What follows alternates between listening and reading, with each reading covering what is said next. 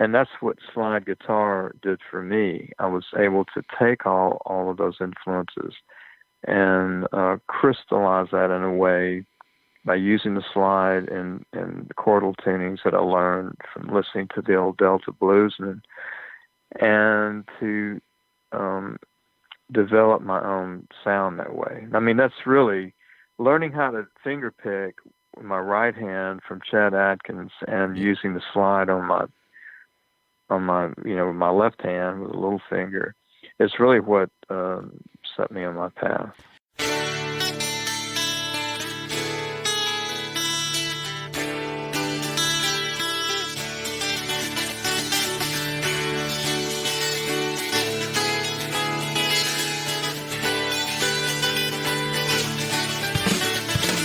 Welcome to the Better Each Day podcast radio show with Bruce Hilliard. Today and every day, reaching out for innovative ideas in every way. Today's show is brought to you by your future. It comes with a lifetime guarantee.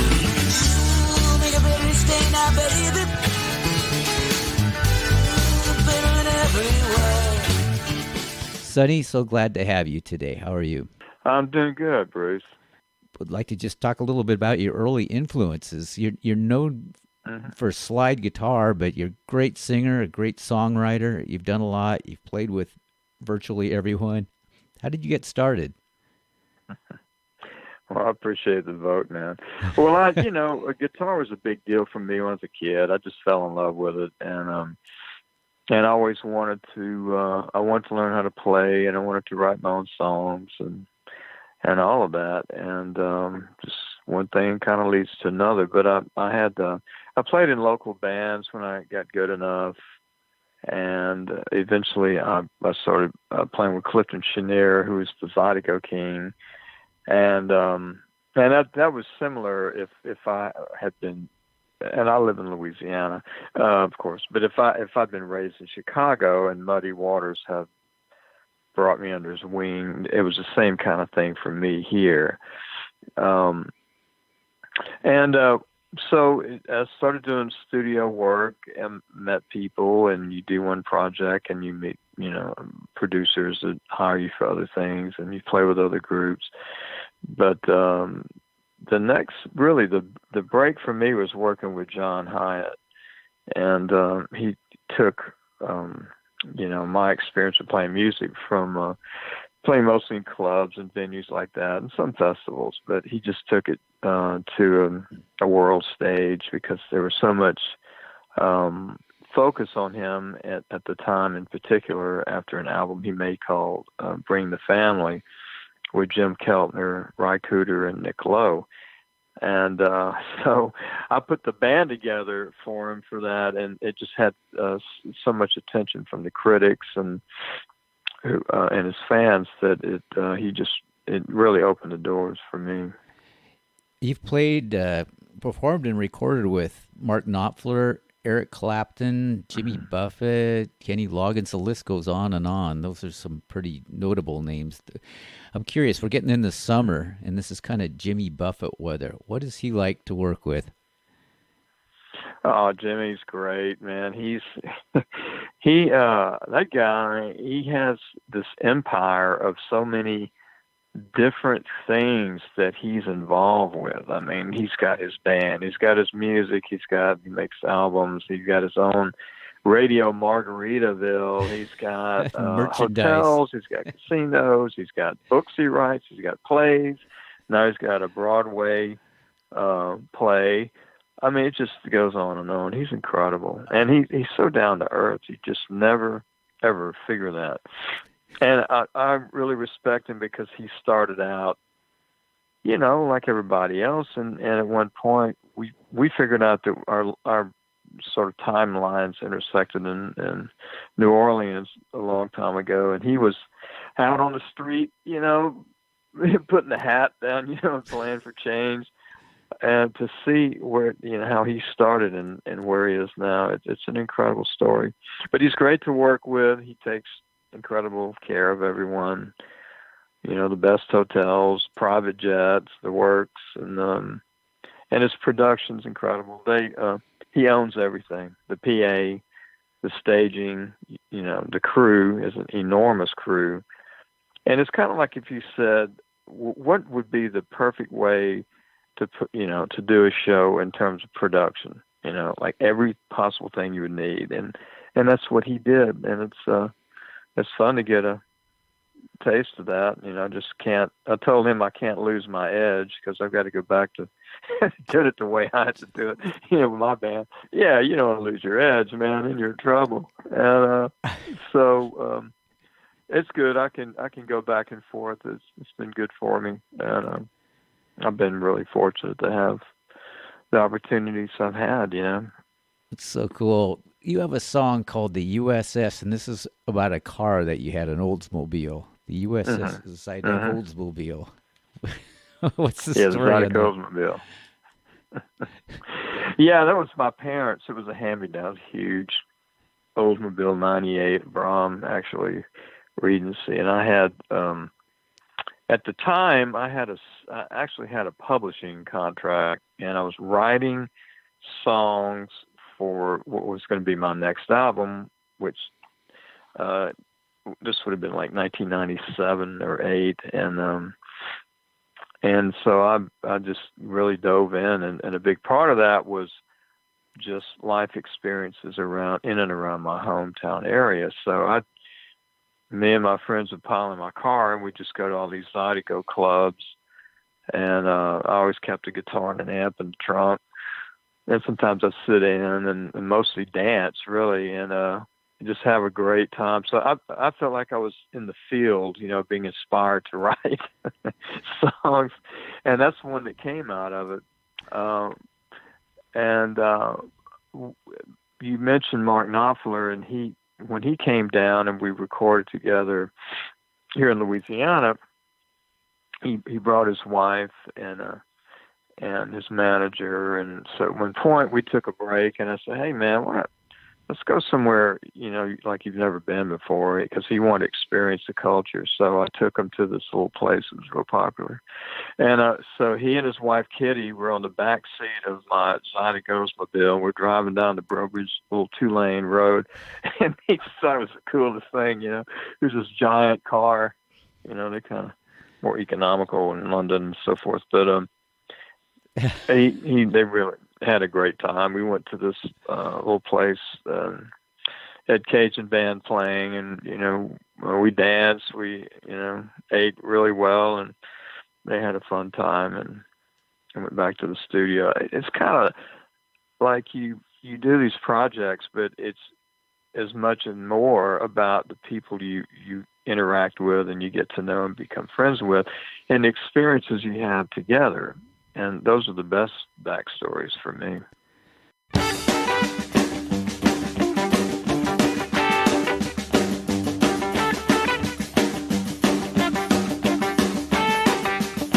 You can feel the horses under the hood. They're thick and thin, pull us out of the wood. And she the smoothest ride, yeah, you'll ever feel. And she the Delta slide of automobiles.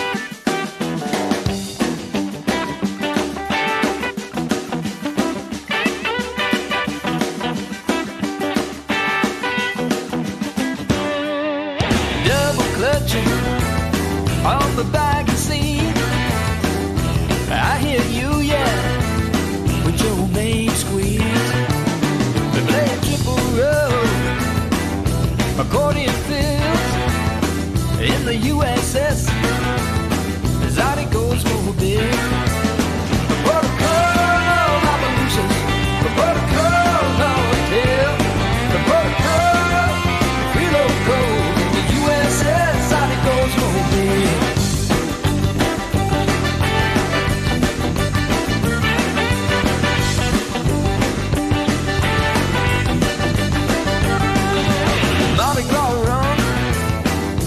Block the road, park the car, and join the show.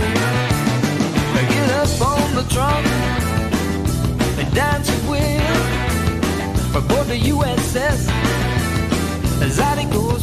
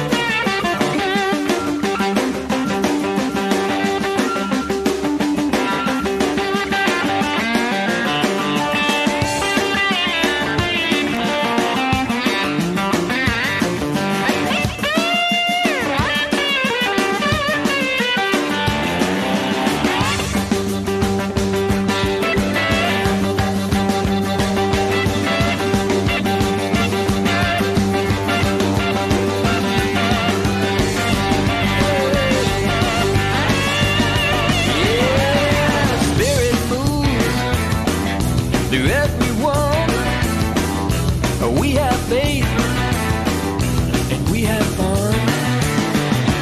God bless the turning wheel of my USS Zydeco's mobile. Protocol, Mama Lucy's protocol, don't tell. Protocol, the preload goes.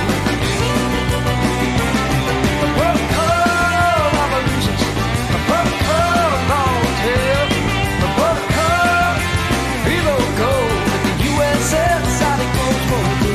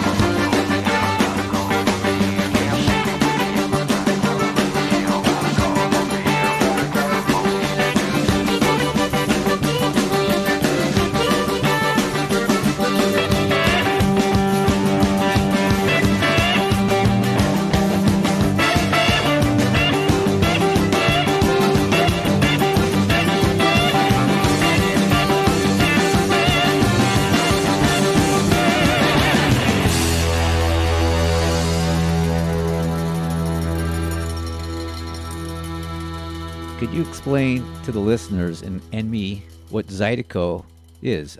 All I know is Southern Louisiana dance music. There must be more to it than that. Well, there is. It's quite the history because there are two factions here in this area. One is Cajun music, other is zydeco, and they sort of overlap at times. But the easiest way to describe it's like with Cajun music, that started with when the Nova Scotia and Acadia, when the Acadians were deported, and the English deported the French constituent a long time ago, and so they settled in various places, and one was here in South Louisiana. So they brought with them their influences, including their music. And simultaneously, or thereabouts, Creole, in particular in New Orleans, it meant different things at different times, but eventually it came to mean French-speaking black folks, and so there's the African influence. So they brought their music, you see. And both of them involve accordion. More with Cajun music is the fiddle, and one of the percussion instruments is a little triangle of the tifere. I say little, the thing, you can hear that a mile away. And with zydeco music being more syncopated because of the African influence, and perhaps more of a blues, vibe. With the accordion. Clifton played the big piano accordion, and his brother played the fauteuil, which is a rub board. And he literally started out using a rub board in the old days, and then they I'm not even sure what that is. transitioned into developing this. It's like a metal vest that he used. It was incredible what he could do with that. So one with Cajun music had the two steps and waltzes, and then in zydeco music, like I said, it's more syncopated, has more of a blues influence. And then these musicians played with each other. Amédée Audouin and Dennis McGee is a great example. Amédée Audouin was Creole, and Dennis McGee was a Cajun. So it's a beautiful thing. So it overlapped at times, And a lot of these people were side by side as farmers. So how the culture, a big part of the reason the culture is so rich, and music is such a big part of it. So it's a cross-pollination. Yeah, and Louisiana has had that a lot. Because dance and music and food is such a big part of the culture. That's why it was such a special thing for me when my family moved here, because I had that as a backdrop, to draw influences from. There's just so much there, and New Orleans being one of the original ports, it had so many influences from all over the world, and that's why it's so unique. And it's the birthplace of jazz. And so, as a kid growing up, I had all of those influences going on, plus what was popular at the time. And when you're young, your filters are wide open, and you're not tainted with any kind of prejudice perception yet. And I just took it all in, and I think that's one of the greatest assets of growing up here for me. It's amazing. You have video tutorials on playing guitar, in particular slide guitar. And it's so well articulated, and even if you don't play guitar, it's fascinating. But it's the best slide and general guitar technique videos I've seen. What's fascinating to me is, the slide. It has 4 windows, and how you can look at different views. And your right hand is doing things. You have a thumb pick. You use your fingers to pick. Mm-hmm. You hit harmonics with your hand. Sometimes you just bang on it. At what point in your life did you figure you were just going to take the rule book out the window and play it the way you want to do it? Because you're all over the place. Wow. Well, I really never thought of it that way, and I think that's because you're in the moment, and inspiration is what it's all about. I mean, it's the most beautiful thing of creativity to me. It's the thing that keeps me going. And I mentioned how one thing led to another with my career. Well, it's the same thing with music per se. When you get one idea and the light bulb goes off, you get fired up and you realize there's more out there to discover. And so, in a way, when I would develop a new technique or figure something out, I get all pumped up, and then that would lead to something else. And it really drove home the notion that there's no end to creativity. There's no such thing as perfection per se, because to presuppose that there's perfection is to accept that there's a limit to creativity, when in fact that's not true at all. There's always something else to learn. There's always another boundary to push, and I live for that. That's what's really kept me going through everything else with the ups and downs and the business part of the side of it. Well, and the music side of it, that's kind of the fuel. It keeps the engine running for me, and to be able to articulate all that is the thing. At one point, I realized that I was very at ease of playing a lot of different styles of music because I had so many influences. But I knew that I needed some way to put all that together into a unified sound and to develop my own style. And that's what slide guitar did for me. I was able to take all of those influences and crystallize that in a way by using the slide and the chordal tunings that I learned from listening to the old Delta bluesmen, and to develop my own sound that way. I mean, that's really learning how to finger pick with my right hand from Chet Atkins and using the slide on my with my left hand with a little finger. It's really what set me on my path. Somehow I knew Chet Atkins was going to come into this. I don't know why. Oh, yeah. Zydeco Shuffle. It's one of those, the first time I heard Robert Johnson, I think it was a wire recording from a million years ago, and I thought it was 2 guys. When I listen to Zydeco Shuffle, it's 3 guys, and I want to say the other 2 guys are pretty good too, but it's all you. It's all one shot. Well, I appreciate it.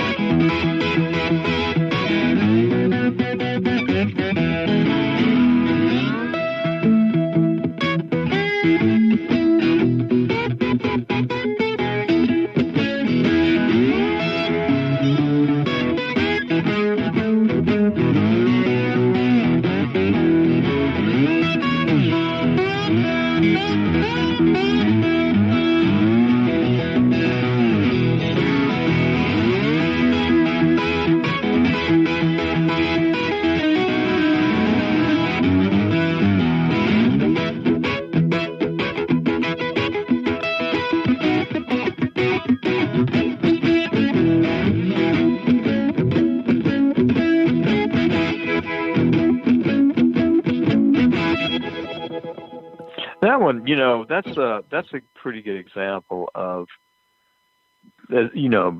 what I was just talking about, is pulling all the different influences together. And also the idea of having multiple parts. I mean, that's what Chet Atkins did for me. I was a kid, teenager, working in a local music store, and it really pretty much grew up in that store. And they had everything. They had guitars. They provided instruments for all the kids in the schools, and the band directors got to order their sheet music there. The albums were on the racks, 45s, I mean, you name it. Perfect. And there was this one older kid who worked there with me, and his job was just guitars. He took care of the guitars, and he oversaw selling them and so forth. So he asked me, he said, "What kind of music do you like?" And I'm like, I guess I'm 15, something like that, 14 going on 15. And I said, well, I told him, well, I like it. He said, well, have you ever heard of Chet Atkins? And I said, well, yeah, I have, but I haven't really listened much to him. And so he sits down and starts playing these Chet Atkins songs, and I was mesmerized. I mean, he was literally playing the melody, the rhythm, and the bass lines all at the same time. And then I said, I got to know how to do that. And so he showed me the basic approach, and then he encouraged me, and he would kind of oversee it.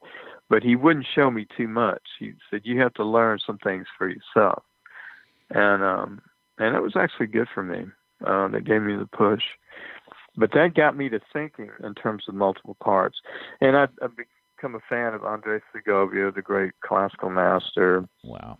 Carlos Montoya, the great flamenco guitarist, and all these jazz cats. So I started having it gave me a broader view of the role of the guitar as a solo instrument. And that's kind of what you hear with that song, Zydeco Shuffle. It's crazy good. More with Sonny Landreth in part 2.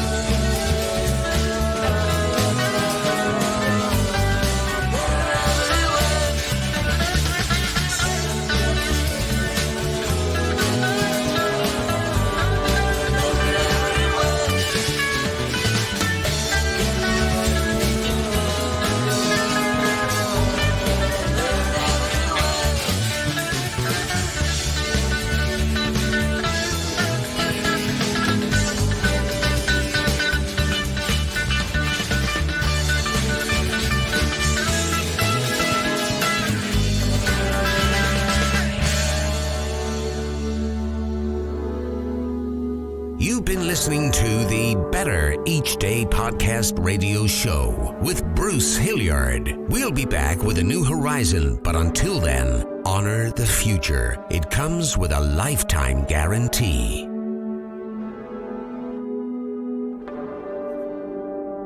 And we're all just trying to make the next day a bit better.